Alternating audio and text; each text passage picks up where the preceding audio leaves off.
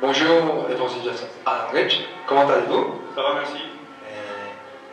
On va vous poser quelques questions et vous allez nous répondre avec des réponses bien complètes.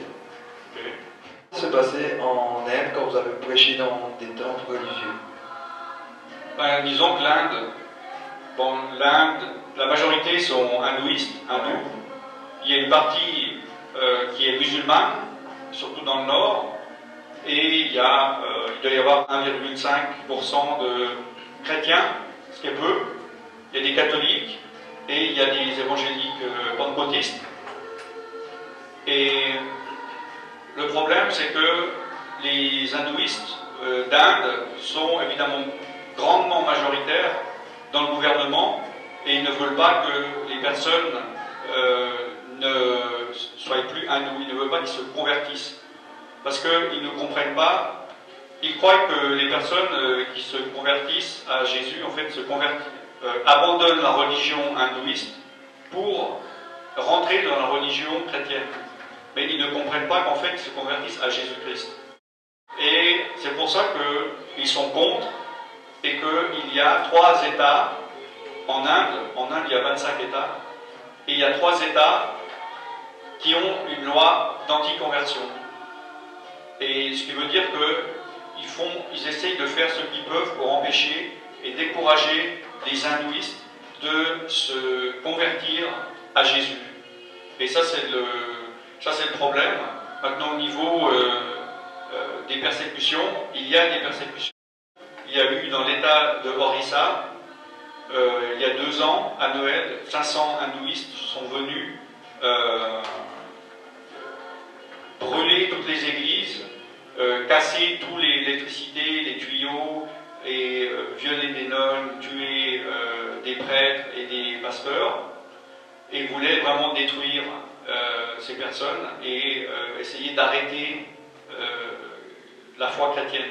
Mais évidemment, ils n'ont pas réussi, mais il y a beaucoup de chrétiens qui ont eu peur.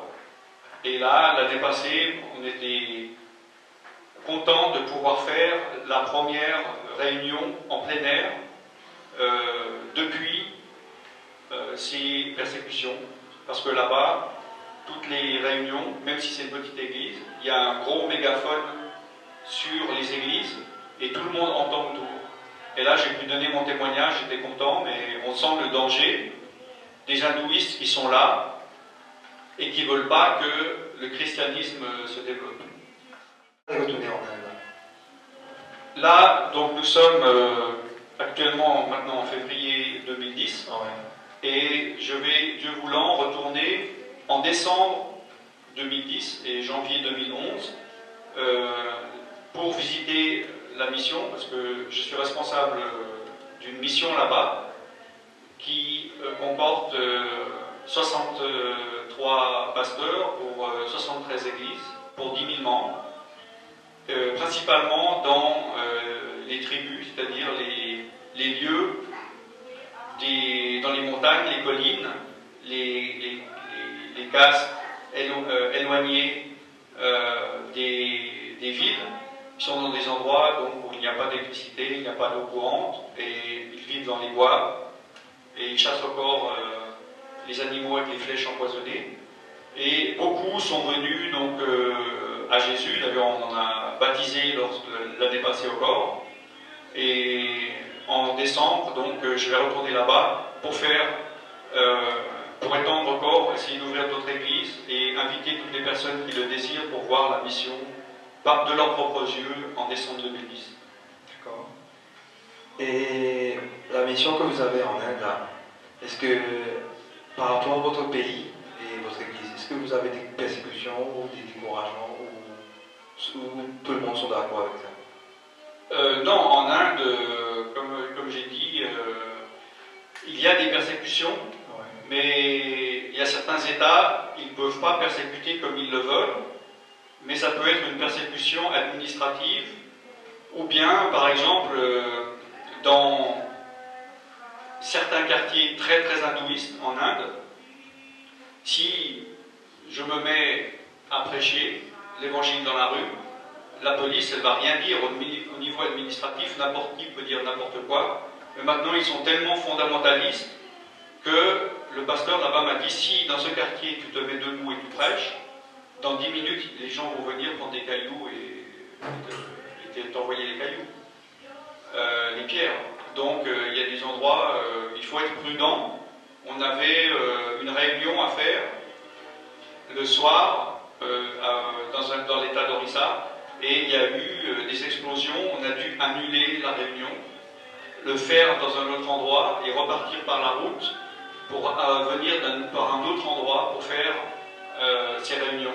Donc les chrétiens, ils sont très courageux, et c'est pas évident quand on est dans une église où on sait qu'à l'extérieur, à n'importe quel moment, des gens peuvent venir nous persécuter, parce que c'est des petites églises.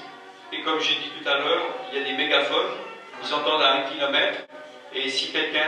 Donc c'est pas évident, ici, à Maurice, également en Europe et la plupart des pays du monde, quand on est dans l'église et on prêche, il n'y a que les personnes qui sont dans l'église qui entendent ce qu'on dit. Tandis qu'en Inde, quand vous prêchez,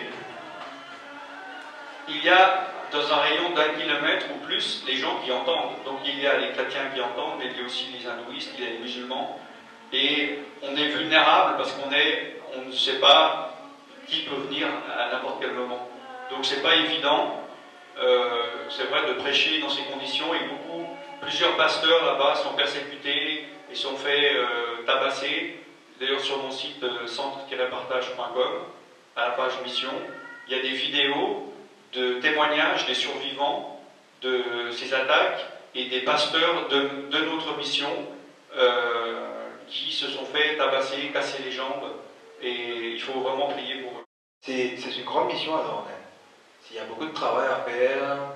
Il y a beaucoup de travail parce qu'il y a 1 milliard de personnes, ouais. C'est-à-dire une personne sur 7 habite en Inde, et la plupart ne connaissent pas le message de la croix. Ils ont entendu parler de Jésus, évidemment, aussi au travers des différents films qui ont été faits, comme La Passion, mais ils prennent ça pour une religion, et c'est très ancré culturellement, et si quelqu'un arrête d'être hindouiste, il peut être persécuté par sa famille ou son quartier, et perdre peut-être son travail. Donc c'est pas évident. Par contre, ils sont très spirituels et ils demandent la prière. Ça m'est arrivé de marcher dans la rue et des hindous, ils me demandent la prière parce qu'ils sont malades. Donc ils ont faim et soif, et quand on fait une réunion, ils sont curieux et ils viennent, ils demandent la prière. Donc ça c'est bien, mais il faut que l'Esprit de Dieu les convainque de péché, de justice et de jugement. Mais est-ce que vous pensez que on peut vous aider? Comment les Mauriciens peuvent vous aider? Est-ce qu'on a un peu peur pour l'Inde, ceux qui ont les moyens, ils peuvent envoyer de l'argent là-bas, au travers de mon site, donc centre-partage.com, à la page mission, parce que là-bas, le pouvoir d'achat est beaucoup plus grand, vu que c'est un pays qui est très pauvre, et même sans roupies. Moi, je fais énormément de choses là-bas. On peut acheter du riz, on peut acheter de l'huile, on peut faire beaucoup de choses. Et également, vous pouvez prier pour la mission. Donc, en allant sur mon site, je mets régulièrement des nouvelles, et vous pouvez prier par rapport à la situation. Il y a besoin de protection pour le pasteur qui est là-bas à longueur d'année et qui fait ce travail de prédication. Alors, soyez tous bénis. Et Dieu voulant, à bientôt. Merci et au revoir. Bye bye.